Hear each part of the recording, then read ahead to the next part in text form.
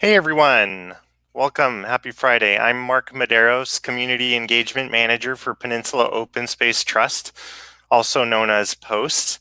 And we're happy that you're able to join us for another session of our series on the Indigenous history of the Bay Area. A reminder that this is the third of a three-part series, and it would be really helpful to have watched the first two sessions, particularly the first, for a lot of context about how we're approaching this conversation. So to all of you who are joining us again for the third week, welcome. And anybody who's joining new this week, welcome also. And particularly welcome to any members of Indigenous communities who are joining us today. This presentation is a collaboration between California State Parks, Peninsula Open Space Trust, and the Midpeninsula Regional Open Space District. Want to make sure you all have some context about these three organizations. Most of you will be familiar with California State Parks, which works to provide for the health, inspiration, and education of the people of California by helping to preserve the state's extraordinary biological diversity, protecting its most valued natural and cultural resources, and creating opportunities for outdoor recreation. If you have not heard of Peninsula Open Space Trust, POST is a 501c3 nonprofit partner to the many public agencies in the region. We've protected almost 80,000 acres of land on the peninsula and in the South Bay for the benefit of all residents in our region. We focus on expanding public access as well as protecting wildlife, redwoods, and local farmlands. We do this, of course, through the generous support of thousands of community members who donate each year, many of whom are watching today. We can't say it enough. Thank you so much for your support over the years. And we'd also like to acknowledge our close partners, Midpeninsula Regional Open Space District, a special district funded by taxpayers that operates 26 beautiful natural preserves in San Mateo and Santa Clara counties. So sharing his knowledge with us is Mark Hylkema, Cultural Resources Program Supervisor for the Santa Cruz District of California State Parks. Mark Hylkema holds a Master's of Anthropology from San Jose State University. He worked as an archaeologist with the California Department of Transportation for 12 years prior to his current role as an archaeologist and tribal liaison for the Santa Cruz District of California State Parks. Mark has led a variety of studies throughout the peninsula and the South Bay, including many areas protected by Peninsula Open Space Trust and our partners. And he has worked in support of and alongside a variety of Native American communities throughout his long career. Here we see him on the left next to Tribal Chair of the Amamutsun, Valentin Lopez. So with that, welcome, Mark. How's it going? Good, very well. Good to see you again, Mark. Yeah, this has been a really nice journey with you, Mark. Thanks for making the time again. We agreed to keep our opening comments pretty short today so that we could potentially have more time for a longer list of questions at the end. I wanted to remind folks that you could submit your questions via chat on Facebook or YouTube. We also have this website set up, paulev.com/drycreek013, where if you're not on one of those platforms, you could submit your questions, and our colleague Katie will make sure that those questions get to us as well. So feel free to submit them anytime along the way, and we'll try to compile them, identify some themes, and try to get to those questions that we think most people are asking and have the most general kind of interest. And then lastly, we wanted to mention again, it's very important to learn about your local tribes, your local indigenous organizations. We're going to now post a list of resources into the chat for some of the tribes and organizations closest to us here in the Peninsula and South Bay. But of course, if you're outside the region, please take the time to learn about those tribes and organizations that are closest to you. Anything you want to share before we hand it over to you, Mark? Well, just that I'm grateful to have the opportunity to convey the things that I've learned over the years, from contact with my colleagues, the Native American community, and my friends. So again, as I've said every session, I'm just trying to reflect the words that I heard, the things I've seen and participated in. So no substitute for learning about today's people from the people themselves. Because I think that's an important thing. A thread throughout our conversation has been the understanding that the people are still here. And sometimes it's a challenge when people go to displays or parks or exhibits where there's a shelf with Native American things displayed, but no real cultural context. So I'm trying to do that here, provide people with some basic understandings from which people can ask their own questions and pursue their own enlightenment. Just one more thing about the exhibit cases. This comes up quite often, of course, with our Native partners. And they point out, and I find this really kind of insightful, where if you go into an exhibit where there's a shelf with objects in it, various artifacts, it's kind of like saying, oh, well, let's do one on the American culture. And in a glass case, you're going to put in a wearing blender, a rusty musket, a light bulb, and a computer chip, and then compress all that time and technology as though it's one. And so again, these are the challenges we face in trying to interpret lifeways and people. And it's a bold effort. Let's put it that way. That's excellent context, and thank you for framing it that way. I know a lot of people listening have a lot of context already. They're thinking about these issues quite a bit, but perhaps the majority of the audience, this is fairly new thing to think about. So I'm particularly excited for those people. Myself included, I'm learning a lot through your presentation, so that we have more context about how to go out, learn more, support actively. So thank you again. Great. My pleasure. I think also as people encounter Native communities, I think through talks like this, you need to develop a little more sensitivity of how to, comport yourself and not, assault Native people and basically start asking questions. It's always question and answer. And it's, the expectation is that everybody's going to have answers for all the questions. And that's difficult for any of us. I don't know how any of us listening would be able to, rant on about our own cultural lifeways of the past either, So again, these are things that are learned. And so through discussions like this, we can share the learning. Great. Well, that right there was just as important as all the content that you're now going to share. So thank you, Mark. I'm going to turn it over to you now. Okay. So this discussion, of course, segues with our last and the one before it. It is a continuous discussion. So in this final session 3, it sounds weird to have have all of this compartmentalized, but we do have to have some kind of order. Things need a beginning, a middle, and an end. So for this session, I thought I would touch a little more about some concepts that I've been contemplating too. And one is the economic scene around the Bay. For many years, archaeologists have depended on, excavation data and so forth to enlighten us about past lifeways of the cultures of the Bay. And in many ways, we're handicapped. We're not able to have these understandings fully as we would like, because many of the sources for that, the resources themselves, the sites, have been destroyed.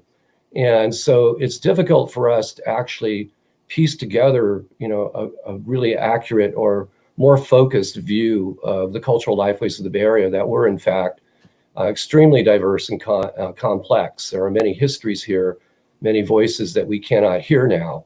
but were certainly active in their day. So one of the things that I've been noodling lately is the relationship of the many mounds that used to exist around the bay and what they might represent. So that's going to be the basis of the first part of my discussion here. I'm showing you a picture of a mud flat along the bay with tule rushes growing. The tules are very important for the native people, as I've talked to you about in the past, in that they're used for many things: building, buildings, thatching your houses, making decoys that float, matting for your house, basketry. They also serve as food, the pollen from the flowers on the end, and so forth. But one of the other things they functioned for was making boats. Tule balsa boats. Balsas were the words that the Spaniards used in describing these vessels. So I want to talk briefly about that. Can we go to the next one, Mark? So as I mentioned in a previous session, when the University of California began its studies of anthropology, particularly at Berkeley, students went far and wide to try and capture information, both of the archaeology and the memories of living people. And as I also mentioned, it was sort of sad that in the process of trying to gather this information, there was never a sense of saving the people themselves. But nonetheless, these early students, mostly male, asking male questions from a Victorian era, their questions serve now as a great deal of basis of our information as they interviewed the grandparents and great-grandparents of the people I work with now. So in any case, the University of California began looking around many of the archaeological sites that were still visible in the day before urban sprawl covered many of them up, or most of them. And as I mentioned, one student, Nels Nelson, succeeded in mapping something like 425 large mounded sites around the Bay Area that were still visible in his day, some of which were quite large, such as the Castro Mound, which was once located where Alma and San Antonio roads are today in Mountain View. That mound was as big as a football field and 30 feet high. Other mounds like the Emeryville Mound near Berkeley, where the Bay Bridge comes out today, was 60 feet high. These are, very large structures. And as I also mentioned before, our culture has had this view of the people here being a simple, kind of wandering nomadic on the land, and we know that that's not true. Building mounds is a universal phenomenon around the world. When I teach about ancient world civilizations, the formations of state-level societies, whether they be Mayans or Sumerians or Egyptians, almost all of these ancient cultures started with mounds. And mounds were an expression both of the spiritual world and the mundane world, as I'll discuss further. So suffice it to say that we have a large assemblage of mounded sites around the bay. Next slide, please. And this is a Nelson's map. It's basically showing where all of these mounded areas are. And in it, he mentions that he wasn't really looking at campsites. He was looking at mostly the monumental features. And you get an idea that there's quite a cluster, particularly around San Pablo Bay, Berkeley, Upper San Francisco Shore, and Marin. In that area, there was, larger mounds there than, say, in the South Bay, with the exception of the Castro Mound. But he also notices that many are at the edge of the water, and at the edge of where the water drops off, he reports earth mounds. Now, this is significant because archaeologists have pondered for decades what the function of these mounds were, and conclusions range from village sites to dietary refuse pile. In fact, Nelson even starts the tenor of all this by calling them shell heaps. And now we know that's not really the case, And so this idea came out that these were just shell heaps, dietary cast-offs, much like Super Bowl Sunday, where the pistachio shell cast-offs, build a little pyramid on your TV tray. It just doesn't make sense to me. And so you wonder what that is. And so shell mounds can be perceived maybe as dietary refuse piles, but on a monumental scale like that, it's kind of hard to fathom. And then what about these earth mounds? Well, earth mounds imply you have some kind of social complexity or order where someone is directing people to gather soils in baskets and pile them up to create an architectural feature. So I think you gather that that is a little more complex than just casting out dietary debris. So again, I want to focus on this concept of earth mounds and shell mounds. Nelson also mentioned, in almost a footnote in his 1909 publication, about the earth mounds and saying that they were all located by the entering streams close to the upper reach of the tide waters. So you see there's a connectivity between the mounds and the water itself. And in this case, they're not all dietary. So shell mounds have been intriguing because of their visibility for people for many years. Early archaeologists trenched through quite a few of these, looking for objects, because the archaeology of the day was about objects. There was no radiocarbon dating in those days. And so what archaeologists did was look for artifacts one above the other and seriate them in an order of time and estimate what those ages might be. Well, now we can be a lot more specific about that through radiocarbon dating and other techniques. But they did not understand what the mounds were. And compounding the problem was the early investigators didn't even use sifting screens. So they weren't interested in the little things, the shell itself by species or weight. They weren't interested in the dietary fauna, which was loaded in these sites. They were looking for objects. And unfortunately, objects were best represented where you have human remains and burials. And so the focus turned towards exhuming mortuary sites. And at that time, no one even thought that Native people were still around. The Native people themselves had been through their own trauma and were not as prevalent or visible on the landscape in those days, but nonetheless, very much present. And so we find that an early schism between Native people and archaeologists developed that persists to this day.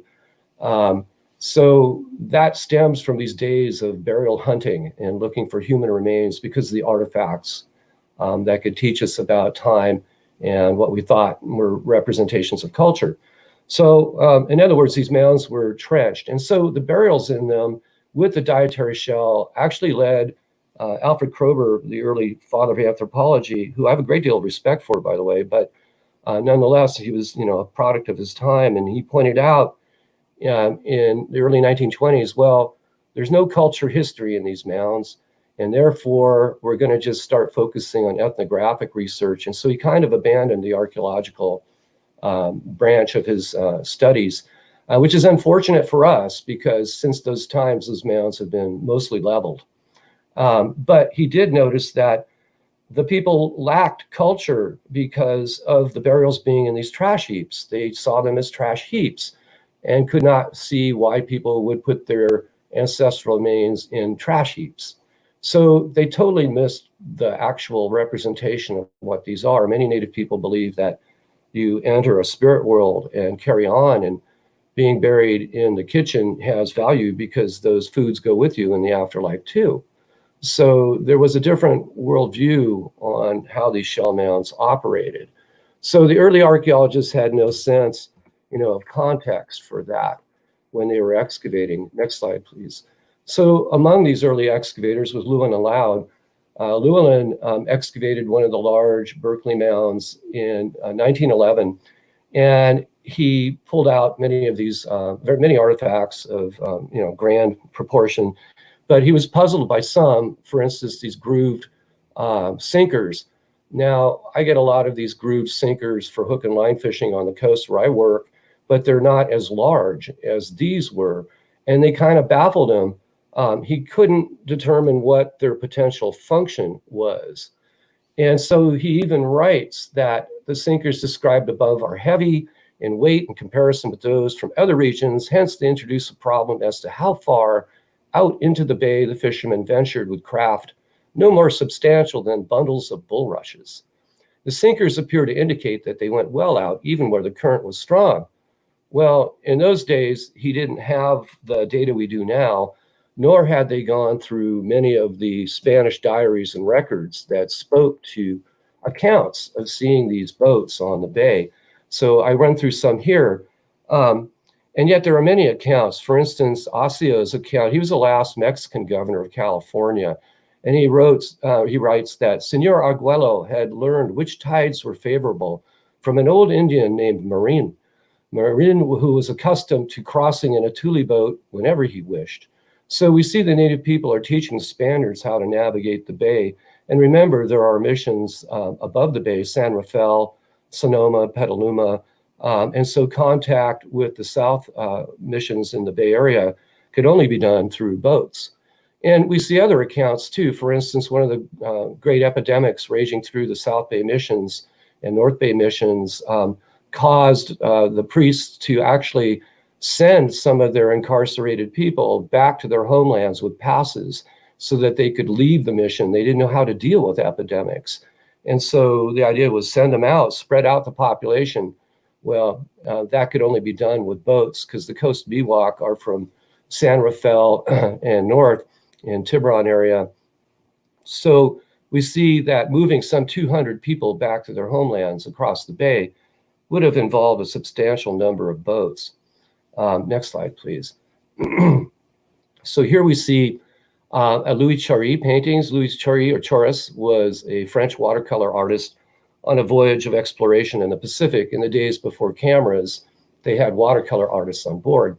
So this is a painting he made while they were visiting Mission Dolores and the Presidio at San Francisco. And you see two men and a woman in a balsa boat where they're paddling. And in the background, you might see barely, that's the Presidio on the hillside with a little flag, a dot in the background. So you're looking at what is now Crissy Field, Doyle Drive, and so forth. Excuse me. So we see these images of people with boats, and note the paddles. I like to kayak, and I think those are crazy looking paddles. But then you realize along the mud flats, having a paddle like that you could post in the mud and moor up to would be very handy. Next slide. So I started looking at these various Spanish accounts of visitors to the bay and ferreting out their witness, what they saw with the boats and so forth. And it's interesting how complimentary these guys were about the construction of these boats and also their speed. Next slide. So this is one of my favorite accounts. The ship San Carlos was the first to come into San Francisco Bay. And it's a year before the fort and mission will be founded. Father Vicente Maria records about an encounter with local authority as they entered the bay. They came in two balsas and numbered about 8 in all. One of them, who doubtless came to the bow of his boat for the purpose, began to make a long speech, giving us to understand that it was the headman of the rancheria or village who came, and that he was at our service. This visit was not a casual one, for all of them appeared to have got themselves up, each as best he could for a festive occasion. So you can imagine these boats pulling up to the Spanish ship and what they might have thought of that. Where these boats come up, these tule boats, and everybody's decked out in their fine feather work. It's a wonderful encounter. Later we read that some of these villagers climbed up into the boat and were just flabbergasted by some of the technical details. For instance, the ship ropes were as thick as a man's thigh. These people appreciate cordage very much. It's very hard for them to make. They loved ringing the ship's bell, for instance. It was new. So in any case, we see these encounters, and they're maritime encounters. Next slide, please. Other accounts from other explorers, like the German explorer von Langsdorff, talks about how the boats are called balsas and how they're watertight. Well, I know from experience that they do get sodden and they can submerge, but still be buoyant. And there are accounts of native people paddling across the bay chest high in the water with no boat visible at all.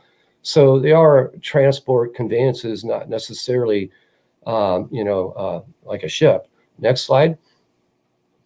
And so we get these other accounts from Jose de Cañizares. He was an officer on board the San Carlos. He says his village has floats, or better, we may call them boats of rushes, worked and woven together, that I was astonished at seeing what these Indians had made. The boats carry 4 men each, going fishing, each man using a double-bladed paddle, with which they get along so nimbly that, as I found out, they went faster than our longboat, which is, saying something about maritime technology. So other accounts, another one from Father Pedro Font on the Juan Bautista de Anza expedition, talks about how these boats were very finely made with tule and even railings with poop and prow. ending in an elevated point and rails with arched poles. Sounds pretty, pretty substantial as a vessel. And other accounts too, another one from Father Font talking about these boats. And he actually points out that they had stone anchors. Well, that confirms what Loud was trying to articulate when he was looking at those weights, but at the time had no context for them.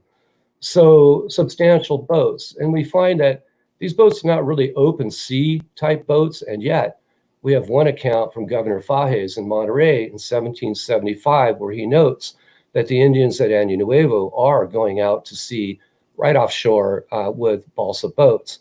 As a caveat, I have to say that have to be on very good weather. I know that because in the late 1970s, a group of us built a Thule balsa boat, and big enough for 5 people. And it took about a mile of braided Thule rope to put it together. My friend Norm Kidder put that together with East Bay Regional Parks. And we put 5 of us hippie types in a boat and sailed it all the way through San Francisco Bay over a series of days. And so I can speak with a little authority about what it's like. But more importantly is the implications of what boats on the bay mean. Transportation of people, ideas, transportation that can cross-cut political boundaries on the land. Intertribal trade, the obsidian from the North Bay sources could only reach the South Bay across an estuary or the Delta, and so boats come to mind for that. And then the access itself to the rich marine and estuary environment of the bay itself. So start connecting the dots, and I start looking at the nature of shell mounds and boats. And I start to realize we as archaeologists have, and I hate to say it, missed the boat, because I think the shell mounds are actually ports. And these are ports where people can have wealth display. They can function as economic centers where social events can take place. And that's very characteristic throughout Native America, where people host and celebrate and reify political status and so forth. And so I think these mounds take on that role. Furthermore, in the marshlands where Thules are, it's very hard to see geographic points of reference, but the mounds stand above the Thule thickets and you can see them. So looking at the relationship of mounds to boats has sort of changed a lot of my outlook on native culture of the bay. Again, ramping it up to greater complexity, not simplicity. So the ability to move goods, and the people did have an economic basis. They had coin, and the coin was made of the olive snail, which I'll speak to once again shortly in a couple slides. So the ability to fish, transport ideas, move people around, and also you need a place to dock on the bay. One thing I have found about the bay shore is that it is mostly mud, so you need a platform. So when we look at the political complexity of the bay, and we see the mosaic of many polities here, both Coast Miwok and Bay Miwoks to the north of San Francisco, and then the Olonian tribes of the bay below, we can see that balsas had to be a very important component of economy and lifeway in the San Francisco Bay area. And so as I write, the implications regarding trade, movement of people and ideas, hosting and greater access to marine resources are as monumental as the many earth and shell mounds that were distributed around the bay. So I think this is an important thing to understand. Again, where to launch, because the bay is not forgiving in terms of where to step out. You don't want to step out in the mud flats. And so looking at the mounds and their geography becomes more intriguing with this idea of ports. Next slide, please. And so I began to do that. This is East Bay Regional Parks near Coyote Hills. And Alameda Creek has now been channelized into a major stream channel. But before it had been, it used to flow wide as an estuary in Newark, on the shores near Newark and Fremont. And there are some of the last shell mounds there. And you can see the signs, the text I have pointing to it, ALA 13, 328, 329. We register archaeological sites this way. These are mounds that now look pretty landlocked, but there was a time they were not. These sites have been tested archaeologically. So we know that they have broad spectrums of artifacts and humans inside them. And so we see that in some of the historic accounts, those mounds, formerly at what was called the Patterson Ranch, was noted as the old slough and tidal marshlands had been reclaimed subsequent to 1917 by a system of levees for developing farmland and construction of salt ponds. The shore of San Francisco Bay, once immediately adjacent to the site, has been removed a distance of approximately 3 miles to the northwest. So we can see that these sites at one time were linked to the bay. And so too were the earth mounds, even the Castro Mound in Mountain View, which was, as I said, 30 feet high, as big as a football field, but made of earth, were adjacent at one time to what was Stevens Creek's alignment. So you can put a boat out from these mounds and let the tidal flow take you out to the bay, or conversely back into the sloughs back to your village and mounds. So I think that's a very important concept, and it's difficult to actually prove this. As a researcher, we can conjecture it because, as I showed this slide last week, these mounds are bulldozed. There's very few of them left. And what is left, we know, are mortuary sites. So we don't really want to excavate in those. Another point I want to make is we have a lot of coeval sites around these mounds that are not mounds. So there are many like archaeological sites. So it points out to the fact that mounded space is built by design, not happenstance. So we also have other things that allude to complexity and economics. And we find that people of the Bay Area were socially complex and hence socially ranked. This is an artist's rendition of a Coast Miwok chief. Again, the Coast Miwoks are the Ohlone neighbors at Marin and Tiburon, so they could see each other's campfires and mounds. And in this artist's illustration, the woman is wearing a feathered cape. They did weave feathered capes together, much like the Hawaiians and other people around the world. She's holding a wealth basket, similar to the slides I showed last week. And on the right is a slide that depicts feather boas. They did weave feather work into complex ornaments and regalia for display.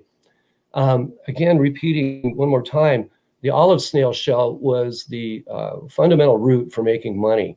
The tribes on the coast, particularly the Korosti of Año Nuevo, were literally sitting on the bank, and they regulated the flow of this raw material to the interior to make the value sustain high.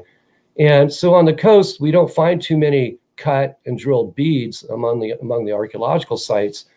However, throughout the Bay Area, where we have the grander displays of wealth and status, we do find quite a number, thousands of these shaped beads that are symbols of wealth and status. So the coastal people are gathering the olivella up and baking them white. They have to make them uniform, so they bleach them and then export them into the interior where they're cut, drilled, and shaped into beads. So we have an economy. I wanted to throw this in. This is a woman's dance skirt from either Mission Dolores in San Francisco or Santa Clara. It's a skirt that's curated at the Hermitage in St. Petersburg, Russia. The Russians, with their trading here with the Indians for sea otter pelts and their colony at Fort Ross and Bodega Bay, did recover quite a number of very beautiful ethnographic art pieces that are now curated in Russia. These are things we don't have here in California. But I'm happy to have shamelessly scanned this picture from a friend's book and show it to you, because you're looking at a buckskin dance apron or dress that is covered with shell bead applique. So you're looking at wealth display. It's not just a casual dress for fashion. There is a symbol here. It's signaling that this is a high status person. And it also has some red ochre, red pigment stain on it, which I'll speak to shortly. So we see wealth display, ceremonialism associated with that. And we read that many native dance centers and special places are within screened locations. There was a screen woven mentioned near Palo Alto by the Anz expedition, where they note what they call a dance area. And frequently, affluent villages would work to build larger structures that, for lack of a better term, we call in California roundhouses or dance houses. In this portrait painted by my friend Ann Tierman at Caroste Valley at Año Nuevo, the Spaniards encountered one of these large dance houses, and they named it La Casa Grande, the big house. And they remarked that it was big enough to hold the village of some 200 people. So these are substantial structures. Elsewhere in California, next slide, we see that the architecture varies, although the purpose remains. This is a picture of Chase, or Indian Grinding Rock State Park, which is in the Sierra foothills. And it is a state park where the Sierra people still go. It's a church. This is a holy place for ceremonial events. When I was younger, I was allowed to go into the dance house and see, ceremony. I don't think that's current anymore. I don't think they let non-native people in because these are special ceremonies and not meant to be show. So, but what you can gather from this picture is this is a pretty substantial architectural feature. Those posts in the day were cut using fire and hand axes made of stone. And so all of these branches are trimmed and brought in. And so they are a major investment of time. This is a general schematic of a dance house. Many of the dance houses, particularly in the Central Valley and in the Pomo country of Sonoma area, were covered with earth as well. So in the schematic, you can see that they're semi-subterranean. So you have to excavate a very large crater and mound the earth around the rim. There's a small tunnel or ramp leading to the interior. And in the beginning, you have a fireplace with a smoke hole that lets the fire out. And there's a center post that supports the structure. And in the back, there's a door or oftentimes another little tunnel where the singers and dancers, some of the dancers come in. And in the back there, oftentimes there'll be a foot drum or a log. Most of the Central California people did not have skin drums. What they had were hollow logs that they could keep rhythm with a post and beating on it with a post. So in any case, this is a generic kind of diagram of a dance house. And you gather that they're pretty important places. So this is where ceremony goes on. Healing, sometimes storage of regalia and things like that. So in the Bay Area and throughout Central California, we see symbols of ceremony, particularly in the preserved archaeological record. These are abalone pendants, and they signify a spiritual community or a group, which archaeologists and anthropologists call cult. I find that term somewhat offensive. You don't talk about the Catholic cult, or the Protestant cult. But here we do talk about the Kuksu cult. So I'm going to talk about it as Kuksu religion. Kuksu was a membership-based society where young boys and girls were selected out and initiated into a special society within the village. And Kuksu represents the embodiment of some of the spirit people. And they also include very elaborate regalia that the dancers wear. And these dances would take place in the dance houses. So if you look at that middle artifact or the abalone pendant, you see a large head on a body, and it represents what's called the big head or the dancer, the big head dancer. Next slide. This is a photograph of Kuksu, and you're looking at the big head dancer. This is a fellow from the Sierra foothills, and I was able to get this picture in the late 1970s because this is not, by permission. Most people don't permit that anymore. But it's very important to me. I think most Americans have an image of Native Americans, if they have any at all, of people on horseback with feather bonnets riding around. And in California, you look at traditions that are, far, far older than that. So this guy has willow rods with goose down feathers on the end. He's got a skirt made of tule, and he has elderberry clapper sticks like this. That's what a clapper stick sounds like. It's used for keeping the rhythm of the song and music.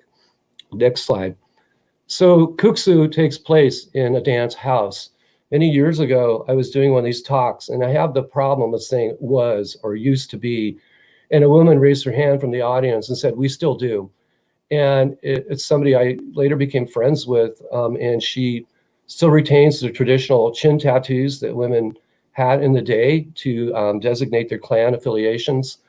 And she invited me to a dance in Northeastern California. And I got to tell you, it's one of the great moments of my life, because being invited into something like this is really ultra special. For me, I can still hear the music in my head. It doesn't go away. But you come in through the tunnel before the kuksu does, and the dancers, the families gather around, and then the singers begin their repetitious songs, very repetitious. And then they had a signal. They call for the Saltu, the North Spirit, to come in, and he enters through the tunnel backwards. And when he comes in, the headdress springs out. And ultimately, I had to dance too, which is, pretty awkward for an archaeologist. And it was a spiritually moving experience. And one thing I learned is you stomp in place. You send a signal to the center post, which is an antenna to the earth. It resonates to the earth, and then the earth speaks to you through your feet and basically makes you holy. And so these dances go on for several days. And you really have to be an Olympic athlete to be able to be these individuals that you see in this picture. Notice that they're both wearing bandoliers, orange-colored bandoliers. Those are made out of flicker feathers, which I'll show you shortly. Next slide. The flicker feather was favored for making these long feathered bandoliers. Someone once told me that they just take the two tail feathers. I don't know if that's true, but you need a hell of a lot of birds to get that many feathers to make a bandolier like this. But they're woven edge to edge after being trimmed. Next slide. As you see in this picture. So I want you to take a minute to realize that in the day, Native people lived in their church all the time. They didn't check in, they didn't check out. The church was with them all the time. The spirit world was with them all the time. And so what one said and how one comports themselves had ramifications and consequence. So how do people today maintain their religious regalia? How do you get that many flicker feathered quills today? I think that is the challenge many Native Californians face, and how to maintain these deep traditions. Next slide. This is a Louis Charis painting of the people of the peninsula. Again, they have the orange flicker headband. They're painted in colors because they're decked out for an event. They have bone hairpins holding their regalia up on their head, and elaborate feather work. Now, the Spaniards say that many of the Ohlone men had long beards and mustaches. Again, another stereotype we have in our culture is about Native people not having beards, and that's ridiculous. These people here are noted frequently as being bearded and having mustaches, along with long hair that was fashioned in various ways as the hairstyles dictate. Next slide. This is an image around the 1910s. And in it, you see the Anthropologist Center with a beard asking these folks from, I believe they're Pomo, to perform so he can record what ceremony looks like. And you have to recall, these guys are probably not liking this one bit because it's illegal. The United States government outlawed Native American religions early on.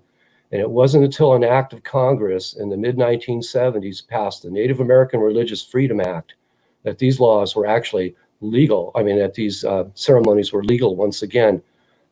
That's hard to fathom. But here you see dancers as they would have looked for the dance house. Next slide.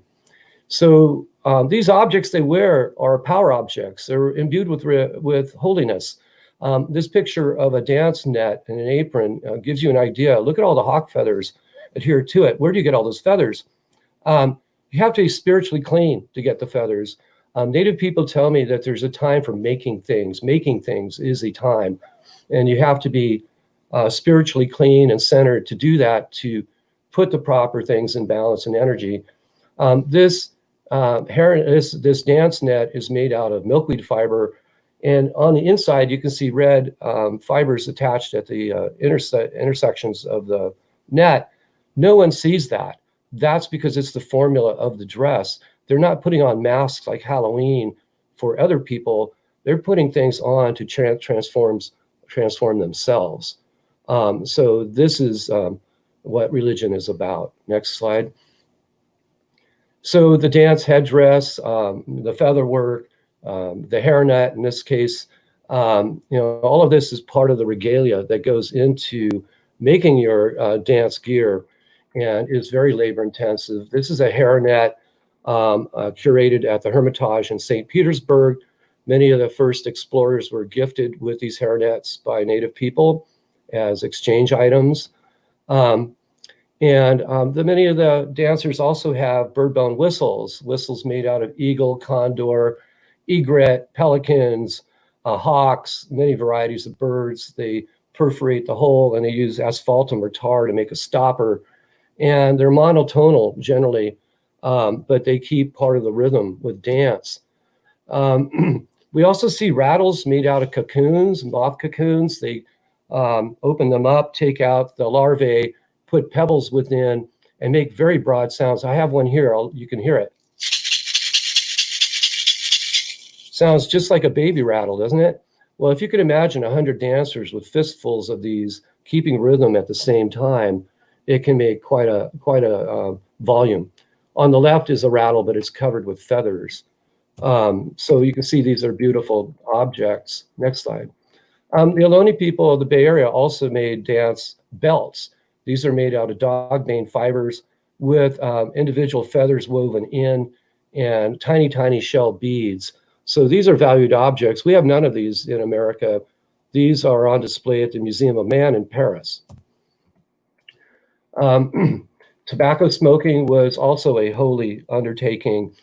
These are pipes that are sculpted out of cobbles and drilled with twist drills to perforate them. Tobacco was one of the few plants that people grew from seed, and it was done privately. Tobacco smoking is ritual. It's not done for recreation. The native tobaccos are pretty harsh, and they would grow them, crush them in a mortar with seashell and saliva, make them into a powder and a paste, and then put them in the conical shaped pipes along with a glowing ember and blow the smoke to the spirits. It's prayer. When the smoke leaves your body, it's a visible prayer. So it's not done for sport. It is a holy undertaking. And so we find in native cultures throughout California, we try and find words that describe things that are beyond our ken. And so we have words like doctors, sorcerers, priests, healers, but none of them really capture the true spirit of what was going on here. Native doctors, or shamans, as anthropologists have coined from the Siberian word, were people that often went into altered states of consciousness, and they entered the other world to look for healing cures and also to keep the world in balance. These are special people, and sometimes you had to stay away from them because they could also be powers. And as some people once told me, they channel the energy, and in nature is not positive or negative. It just is. It's a big power energy sink, and these guys are conduits. And sometimes they can get burned at it, and sometimes they can't control it at all. Most shamans generally have a helper with them, as we read from tribes to the north, because when they go into altered states, it's very easy to imagine not coming back in the psychology that develops. So shamans translate what they're saying. The shaman's helper will translate what they're saying in their altered states and also be a guide to bring them back into the world. So we find shamanic objects in the archaeological record. Early on, we get these stones that, for lack of a better word, we call plummets or charm stones. But there's certainly much more than that. The earliest ones, like this one from Los Altos area, are characteristically drilled with stone-tip drills and suspended, we suspect. And those are old. This one's about 3,500 years old. We see evolution in the artifact type over time. So this is an old version. And then they continue to change and evolve into what look like plumb bobs and plummets. The one on this table, or the chart, the lower right, actually has asphaltum stains on the end with cordage imprints. So we know they were suspended. And we know from ethnographic literature that they're part of the shaman's healing kit for healing patients, as were quartz crystals. There are no quartz crystal sources here like this one, but this is from an archaeological site in Union City. And we know that quartz crystals were imported into the Bay Area, probably from the Sierra Nevadas. So these are powerful objects, not for everyone. They're for the healers to use. Also, we find expressions of healing activities in the rocks. These are not mortars. These are what we call cupule rocks. They're tiny depressions about the size of a silver dollar, if you can recall what that is. And they're pecked out for purposes that we have yet to define. Many tribes around California have attributed them to even older cultures. One fellow from the Pitt River country near Lassen told me, oh, they were made in Coyotes' time, long before us.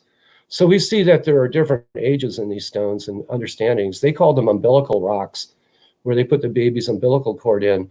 Others talk about the pecking being the residue and not really the holy part. It's the powder that came out while you're pecking it that was the desired attribute. These pictures are taken in the Santa Cruz Mountains near Skyline. So shamanic places, I threw this in to give you an example how elaborate this can get. This is a cupule rock boulder up in Sonoma, Mendocino County. So you can see that repetitive use has clearly stamped itself on the land. So holiness, sacred things, sometimes it can be imbued with applications of paint. The New Almaden quicksilver mines were famous long before the quicksilver. The native people of South San Jose were mining it for the red paint for quite a long time. It's very high quality cinnabar red paint, which they use for face paint and decoration. Even the missionaries had the native people painting the white walled missions with this stuff, not knowing that the native people are actually putting power on the mission walls, because putting these designs and paints on things is a spiritual undertaking. So shamanism, holiness, the landscape, it's all part in one. For shamans, and by the way, that picture is of a Chumash shaman from Santa Barbara area, and he's got braided eagle feather apron on. And these are the kind of guys that are the curers and holy people of their world. Most shamanic places, or power places, as they would call them, there's almost never anything visible there. We read from the Central Valley Yokuts people that shamans, when they went into altered states of consciousness, believed they traveled through the rocks. And on the other side was where their paraphernalia was. They call them a shaman's cache. In some places, we find art on the walls. And so I find that very interesting, because all cultures around the world, including my own, painted walls in caves and rocks to express contact with the other world. It's a universal expression. This is a painting or a photograph of wall art east of Big Sur in Esalen country. Esalen or Eklemak, we're very little known people. And there are very fantastic paintings out there, and thank God the ranchers there are protecting them from vandalism, because these are extremely fragile. We've lost quite a bit of this kind of art throughout California, to partygoers and graffiti people who don't really know what they're tagging. But on this rock, you see handprints and other patterns that are underlying them. So there's layers of art here. And I use art loosely because I don't know what else to say to convey the idea. It's not really art. It's more functional than that. But so there are designs here that are hard to see with the visible eye. One of my colleagues developed a light filtration system for your camera that can filter out some different colors. So you notice on this painting, if you can see, there are some red designs. Well, with this product called D-Stretch, you can filter those out, and they look like, next slide, that. So now you can see the red designs that were not visible to us. And so the point of this is that there are layers in the rock art from people before and after. So beautiful things. They're places where shamans go for transformation, for entering the other world into altered states of consciousness can occur through sensory deprivation, sleep deprivation, sound deprivation, by food deprivation, by hard exercise like repetitive dancing, and by hallucinogens by plants. On this picture, you can barely see some graffiti inscribed on the rock, which emphasizes my point about how fragile these resources are. At most of these caves, I observed small mortar holes. The holes are not for acorn; they're for producing the herbs that are used for the stages of altered states. So oftentimes, throughout various cultures of California, we find that young boys, when they reach about 12 years, 13 years of age, are selected by the holy man to go into these places, and they're given an infusion of a drink that induces hallucination. It's extremely dangerous. It's highly toxic, very dangerous. That's why I'm not going to name those plants. They're holy plants for one thing, and they're dangerous for another. I used to teach college classes, so I know better than to talk about which plants they are. I also am a product of the 60s and 70s, and I won't say more about that, other than they take the boys up and they induce hallucination where, while they're under altered states, the shaman invokes society's moral values and teaches them about the right way to live, and they look for their spirit helpers and so forth. But when they come out of that shamanic trance or that altered state, they're expected to behave like men now. It's a rite of transformation. And I reflect on our own culture where, young people get in trouble with altered states and end up in jail because we don't have a guide. We don't have a coach. There's no one there to teach us the right way or help us come back, because you can go psychologically off the deep end as well. So not to be trifled with, but something to understand for us, that was a big part of Native society. My last slide here is to bring us full circle and speak to how people looked at the world around them. As I started my first session with Native people associated with the spirit beings, and in the animal world, they saw a lot of character and personalities that were teaching points and points to emulate. Coyote, the wise trickster, or wise fool, eagle, messenger to the afterworld, hummingbird, trust and innocence, umunum. Also peregrine falcon, Kaknu, was among the first people, as the East Bay regional, or the East Bay people speak to us, the Chochenyo people. And so we see spirit beings, spirit relations living in your church all the time, power places. That is what composes the old ways that we all once lived like. Before there were churches, there were doctors and shamans and priests. And that is how we all lived in our day, and how many people still live today. And I think that concludes my slideshow. Thank you, Mark. So many grateful comments in chat. This has been incredible. I've learned so much personally. I'm armed with so much more context and questions and guidance about how to continue learning. And so we have time for questions now. Before I forget, we've been re-emphasizing this over and over and over again. We've shared a bunch of resources to learn about current day, your local tribes and local indigenous organizations. An action item for everybody is to go to those websites. If you don't live in the area, go and research and learn about the organizations in your area. Maybe sign up for a newsletter or make a donation. So can't state that enough times, but we're going to stay on for a while today and take a bunch of questions now. A quick reminder that if you're not on YouTube or Facebook, you could submit questions there and we'll get them.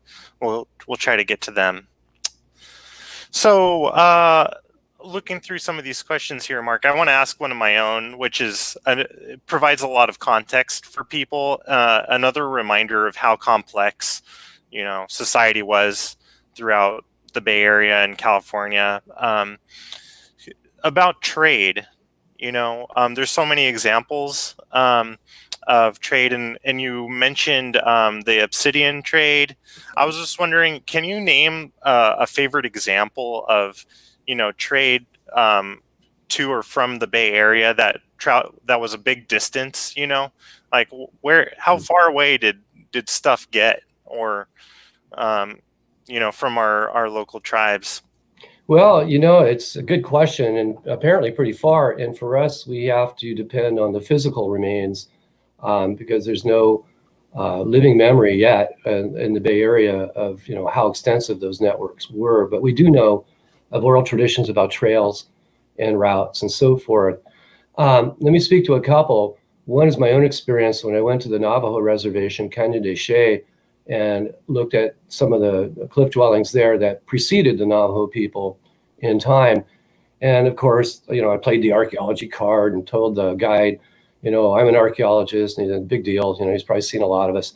But he did let me go out to look at the base of one of the monuments. And to my surprise, I found with the pottery all of snail shell beads. Um, so there they were, coastal Olivella shell beads. There they are in Arizona, in the Four Corners region. Wow. Similarly, throughout the Great Basin in Nevada, in the early 60s, there was a big push by the Museum of Natural History in New York to test and excavate many of the caves in Nevada. And that was done because they were being looted. And in the caves, you get very good preservation. And what surprised people was the number of Olivella shell beads and abalone pendants. So those are clearly coastal exchange items. And it parallels the obsidian, like I say, in the Bay Area, we do get a large proportion of obsidian from Eastern Sierran sources. That's the Great Basin. So those are pretty long distance trade networks. Also, by analogy, we have the quicksilver mines with the cinnabar, the red paint. When what is it? Jedediah Smith comes down from upper coast of British Columbia. He rides into the Bay Area with a group of Indians, the Walla Walla Indians, from up there on horseback, and they want to make a detour to the Pueblo of San Jose because they want to know why the red paint isn't coming up north anymore. So how far did that go? But I do know that as late as the 1840s, while during the Mexican period, while Mission Santa Clara was now a parish, no longer the mission it once was, there are accounts of Native people coming in through San Francisco Bay in boats to land in El Viso and head up to the mountain to grab their share of red paint. And there are accounts of the Native people at the mission of Santa Clara who are still there because they've grown up there, their generations living there, going out to defend their resource. And so writers talk about what are called the Vermilion Wars. So it's not only about trade, it's also about control of trade. In the obsidian trade, we do see different flows coming in at different times from different places. And we can only surmise that that probably reflects politics in the day. Excuse me. We also find ocean sea fish bones near Los Banos in those areas. So there are commodities that we can't see, but are entering the archaeological records. So that must have been dried fish, some kind of dried fish coming in for market. So what else might there be? We do know from the minerals and the stones and the shells that long distance trade was indeed part of the cultures here. Wow. Thank you. You're very good at answering questions, Mark. Yeah, I spent 40 years doing this. Yeah, so back to this topic of, you know, you speaking from your experience and then all of our responsibility to listen and learn from current day, you know, Native voices from all around. There was one question about the shell mounds from Steve Nestle. Oh, I'm sorry. From another person. I got that wrong. But there was a question about do you have any context about what some local people, Native people, would say about the purpose and the significance of the shell mounds themselves? You know, we were discussing this economic, you know, and spiritual aspects from your perspective. Is there anything you could share about what you've heard recently, or would you direct people to go and learn more from others? Unfortunately, most of the information we have about the mounds is from the archaeologists of the past. because no one's digging them now. I do know that there's a professor at UC Santa Cruz named Sim Schneider, who is Native American from the Grayton Rancheria up in, above the bay. And he worked with tribal permission on our state parks there at China Camp to test some of the mounds, not so much for excavation, but what he was finding is that people continue to see them as homelands into the mission period. And so he wrote about how they still continue to function in the memory of people, even during the mission period. And they did seek passes from the missionaries to go back out. And I should add that missionaries did provide passes for people to go from the missions and back. So there's a lot of conjecture. I think a lot of Native people, everyone has opinion, right? Everyone has opinion. I don't think there's oral tradition about that, but you never know. But I think there have been committees formed and conferences held about the function of the mounds, and there is a lot of conjecture about them. So I think that everybody's opinion has a validity. I think my point of view was, as ports, they serve multiple functions because ports, speak to economics, but economics can also be ritualized so that you have ceremony of exchange, who's the big shot, who's not, who's showing displays of wealth. It reifies government and place and identity. So I think that the mounds are multifunctional. And so our problem in the past is we've been, narrow-minded about it. And I think this idea of ports is sort of going to gain momentum a little bit, but it's in my court to articulate that and get it published. So we'll see. Again, everybody has an opinion because no one can say. And ironically enough, the Spaniards never mention them. They say the Indians of the port here are, speaking to San Francisco, they say they're not great fishermen because all around their sites, all we find are shells. Well, we know they are great fishermen, actually. But again, people can only see what they saw at the time through the lenses that they had. So the long answer to your question is the mounds are certainly multifunctional. Thank you. Yeah, and apologies. That question was from Stacy Carlson. Thank you for that. Thanks, Stacy. Yeah. Another question, kind of about protocol as non-native people taking interest in these topics.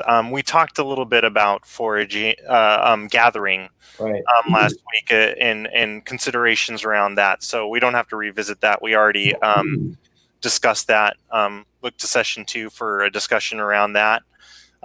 But discussion around sacred sites and people's desire to know details about that.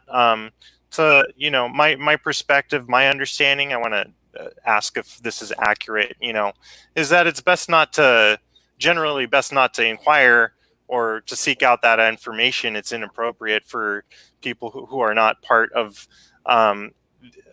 local tribes or non-native to pursue that. Sometimes some of these sites are known and publicly there's education around them. So could you speak to that a little bit? Yeah, absolutely. There are things we don't talk about. We don't, if I find out where a sacred site is, that's a matter of trust. That's not something I'm going to broadcast. Similarly, there was a question, I think the first week that I saw on the side of the chat panel about where are the burial grounds. Well, we're obviously not going to tell you that. Those are things that are personal. And I think that hopefully people have enough empathy and understanding and an affinity to what they're hearing to respect that. And you know what? I always remind people, don't look for somebody else's sacred sites, find your own. Where is the center of your universe? Where are you in the center of the universe? We are all illuminated beings. We are all spiritual people. We're all children of the earth. And so find your own cultural roots. Look at what constitutes spirituality there, whether it was Druidisms or Celts or Christ. Find your spirituality. It's in the land, but you are the center of the universe. The whole point of shamanism was connecting the dots, between the human and the place. So when that understanding is developed, one's contact with the earth, then your spirituality blossoms, right? So it's not about going to somebody else's power spot. It won't work for you anyways. It's about your own relationship to the earth. And I encourage you all to find that out. Don't borrow from someone else. Find your own center. You know, we're all children here. I was born here. I was raised in the Bay Area. I'm going to die here and probably be buried here. So I'm pretty comfortable with my connection with this place. And it's incumbent on everybody else to find their place. So no, we're not going to tell people where centers of power are or spiritual places, even if I did know, right? Mm-hmm. Yeah, and so thank you for that. That was another important takeaway we wanted folks to have. Is, you know, Native people are here. You need to support local tribes. Here are other etiquette issues, you know, about, you know, seeking to learn about these types of things. So thank you for that. That was great. A question from Nanda about land acknowledgement. Perhaps you could provide some guidance. Nanda says, I've been starting the process to write land acknowledgements for lands that, for example, outdoor climbing organizations use. Could you provide some guidance about how to go about properly acknowledging local tribes? I don't know if I'm the authority on that. You know, it's basically the Native people that are, most of our, in parks, we have our interpretive staff that are our ambassadors to the public. And as they do public events, they've been increasingly asking the same question. And so I've been able to provide, at least in our park units, the tribal names of the people there and acknowledge that the land is where we are now. But I also want to make sure we don't say welcome to the land because we're not the hosts. You know, it's not our place to say welcome. What we do want to say is here we are in the lands that were nurtured and tended by the various groups of that particular place. So land acknowledgement is a increasingly popular thing to do. It's become very recognized as valid. And we in state parks are pursuing that as well. And in one of the more difficult places, our Mission Santa Cruz State Park, where we are working to try and turn the dialogue around there about the colonialism. And basically, we've been in discussion about how to use the facility as a place to talk about social injustice rather than sweep it away or hide from it. Let's use it to meet those issues face on. So land acknowledgement is particularly relevant in places like that. So again, maybe sending a message to our tribal friends and asking, because I could have my own ideas, right? And one group is going to have a different outlook than another because they see their territories differently too. But I think in a general sense, having the spirit of wanting to do that is the first step. And kudos to that. Second is finding the proper name of the group to try and bring that out. And third, recognizing the people of today through contacting them. That would be my advice. Thank you. Yeah, that's a question a lot of people are discussing, and you know, thanks for that positive. It's complicated. The short answer is it's complicated, but having the spirit of wanting to be right, and do it right is the first step for sure. Getting oneself centered, right? You know, getting yourself, you know, if you're going to be conveying, you know, acknowledgement and greeting, you know, make sure you know who you are when you're doing that. Thank you. An important question, I think it probably simple to answer, but Tom Gansberry asked, were there rites of passage for young women as well? Oh, yes. Absolutely. And I didn't speak to it because I'm out of my depth. Yes, women's puberty ceremonies. Here's a deer hoof rattle. I'm not qualified to do that because it's for women's puberty ceremonies, among other things. So yes, girls had puberty ceremonies, rites of first passage. There are spring dance rites, you know, for harvest. Women also had their own societies. It was important for members of a village to associate with a social group. And oftentimes those social groups would have various outfits that they wore, symbols of their affinity. They hosted ceremonial events and thus put the calendar of day-to-day life together. And so there were roles to play. I mentioned earlier the high status women in the North Bay, they're called Mayen. They oftentimes were credited with organizing the dancers and selecting who was the virtuous dancer to perform and so forth. So we see roles for women in society, although we should also recognize that they were very gender circumscribed. In our culture, we look at that as dominance or recessiveness, and that's not the way I think it's meant there. It's more meant about how roles we have, the roles we have that make society function, and there are distinct places for each. There are also transgender people mentioned by the Spanish account quite a bit. So we see that the people of the Bay Area and in coastal California had place for people. They weren't shunning them. In fact, the Spaniards, because of their own worldviews, were a little perplexed about what was going on. But I find that amusing, because today I think we're a little more understanding of that and accepting. But for the Spaniards, it was kind of a challenge, I think.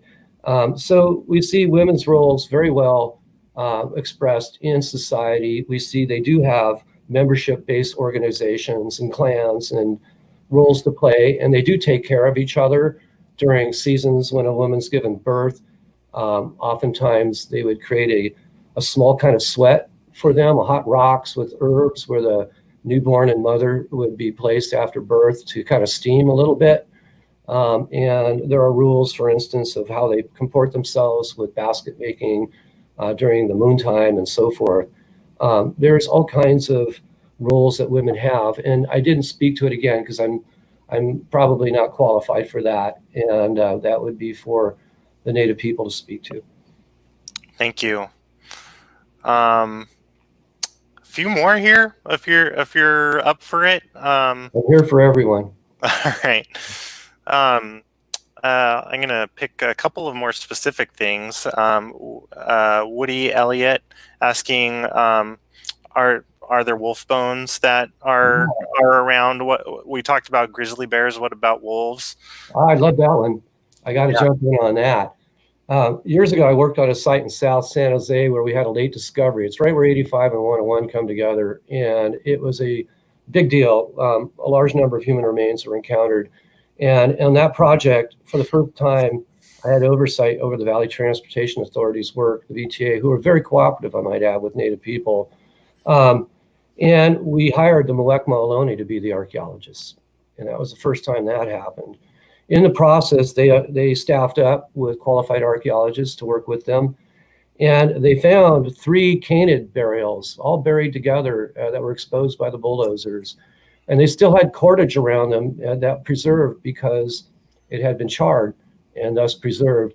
The cordage turned out to be yucca fiber. There are no yuccas in South San Jose.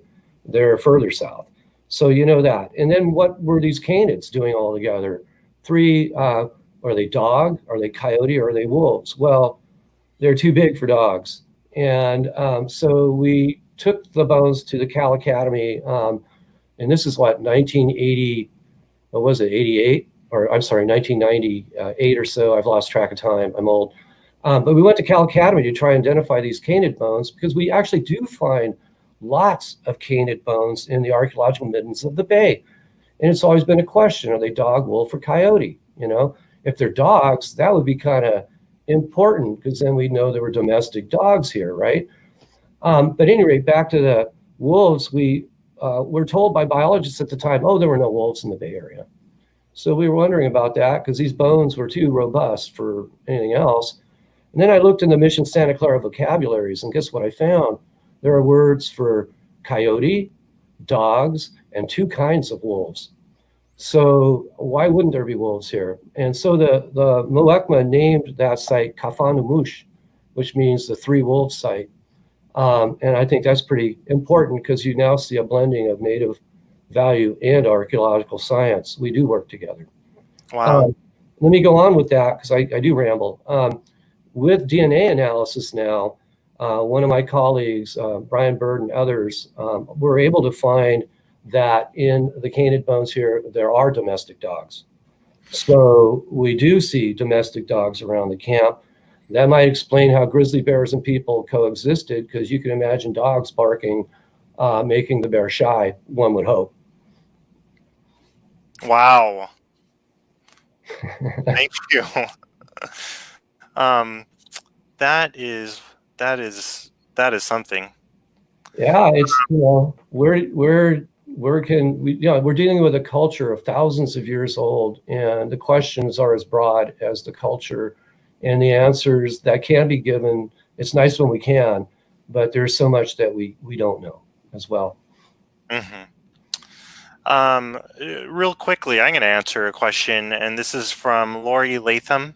Great information, loving it. Thank you, Post and Mark. Will you feature female speakers in the future? I'd like to say we'd love to, and on these topics and on all other topics that play into this work that we do at Post.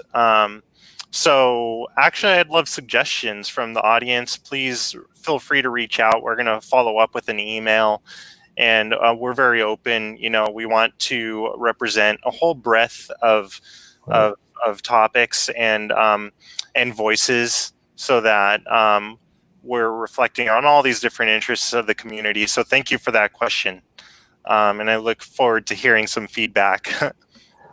That's funny. I got to put my hand up, because otherwise I just barge in. I'm bad at that. I just also wanted to acknowledge Canyon Sayers, my friend, who was intercepting a lot of the chat on the first session. And of course, she's a wonderful person to listen to as well, as she speaks about her experience.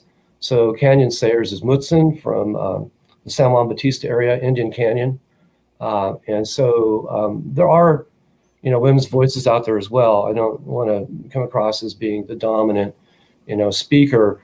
Also in archaeology, I'm a member of the Society for California Archaeology. I was the president from 2015 to 2016, kind of a pinnacle for me. I encourage you to look up the Society for California Archaeology's website. It's scahome.org. And in it, you will find that there are many women archaeologists. In fact, we did a survey of that to see how integrated our field was, and to our pleasure and surprise, we're quite well represented, equally represented in our membership and our professional membership. By the way, at our annual conferences, we also do include the tribal historic preservation offices from throughout California. The tribes, the federally recognized tribes, have created their own government, and they also have their cultural resource specialists that manage the archaeological sites and so forth. And we host those, we call them THPO, Tribal Historic Preservation Officers. And we host them at our archaeology conferences. So just to be clear, the archaeology of who we were is not who we are now. So when developments happen in your neighborhood and the bulldozers come out, the archaeologists are there, and so are our tribal partners. We work together both ethically and legally. It's mandated. So I just want to convey that. So we have a lot of our monitors, Native American monitors, are women. Typically, more often than not, they're women from the Ohlone community. Women in Native California have always been very powerful spokespersons. So I just want to acknowledge that. Thank you. And yeah, seconding that comment, we were privileged, honored to host Canyon for a brief interview before these lectures began, and you can see that on our YouTube channel. We just posted that link. I'd also like to acknowledge the Sogorea Land Trust, which I've learned about more recently, and they hosted a great program just this week, highlighting a number of Native woman voices. So many resources out there. I have a couple of action item kind of questions that I want to make sure to get to before we conclude here. There was a question, and I apologize because I'm missing who asked it here. I can't get back to it, but any further guidance from you about, how to translate this information that you learned today into action in supporting Indigenous rights and local tribes in the area? We've mentioned a lot, but any other thought there? Well, yeah, and I always think about this stuff after we're done, because it's a bit. I got to tell you out there, whoever's watching, this is a bit of a challenge for me. This is not what I normally do. But I forgot to mention, East Bay Regional Parks at Coyote Hills every year, I think in the fall, sponsors a gathering of Ohlone people called a Gathering of Elders. And if you want to interact with people and meet, that's a good venue. Keep an eye out for that. East Bay Regional Parks supports that, has for quite a long time. And you meet a lot of the Chochenyo speaking people from the East Bay. California State Parks at Henry Cowell, where my office is, has Ohlone Day in the fall. We're trying to revisit what that is, but it typically involves people from the Monterey Bay region. So there are places one can go and ask for themselves. What can you do? And again, also look up the references that you've provided, the websites, and then also don't, have some empathy and respect. Don't just throw yourself on people and say, what can I do?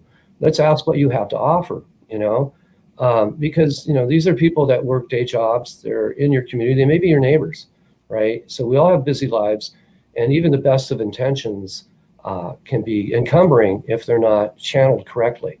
So just have a thought about that. Maybe use some of the things we've been talking about to help guide you as a person, and let your spirit shine out. And I think people will recognize that.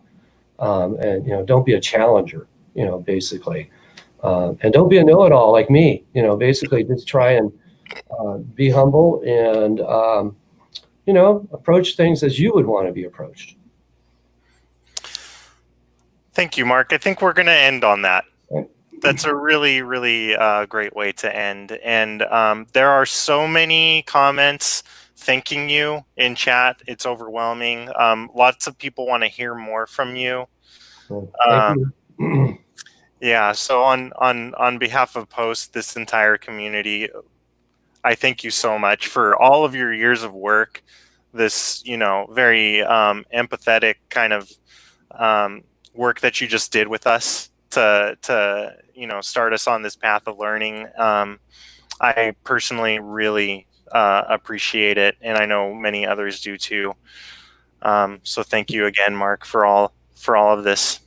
Thank you for letting me have a platform to speak and convey, because as I said earlier, my years are coming on, and I need to be able to translate what I did learn, and people can build from it. So I greatly appreciate it. And all I can say to everyone out there is I hope to see you on the trails. I'm out there. Our district has 32 parks. And as mentioned, I work with our partners, Post, Sempervirens, and a shout out for our friends at State Parks, our nonprofit groups that keep us afloat, especially in economic times like this. So thank you, everyone, for supporting your open space communities and Native people. And recall again, we're doing this in the framework of a time of a need to revisit social injustice. So all of these things are not just click words or cachet. They're important themes for us to recall. So thank you for allowing me to speak to that. And I'll say goodbye. All right. Thank you, Mark. Hope to have you back soon. Anytime. All right. Bye all. Bye, everybody.